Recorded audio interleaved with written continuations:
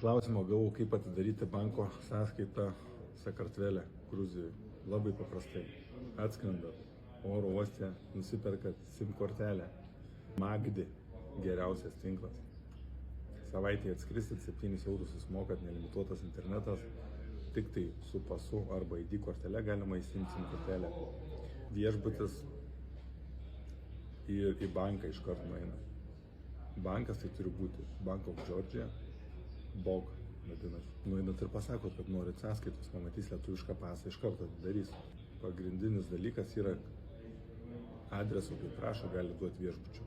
Ir pasakyti, kad banko kortelę norit pasiimti dabar, tai jums duoda be vardo. Paprašykit, kad appą iš karto sutvarkytų. Ir būtinai prie 2 faktorių autentifikavimo prisėkit savo elektroninį laišką.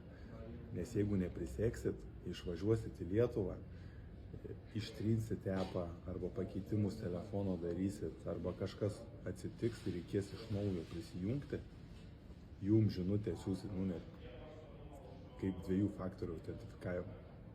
Jeigu nepaliksit e-mailo, o numeris neveiks Lietuvą. Tai va, jeigu pasidarot e-mailu gausit 2 faktorių autentifikavimą ir galit valdyti. Yra appas, atidaro sąskaitą iš karto doleriais, svarais, eurais, lariais ir viskas labai paprasta atsidaryti sąskaitą. Nereikia niekam jokių pinigų mokėti, patys nueinat į banką, atsidaro.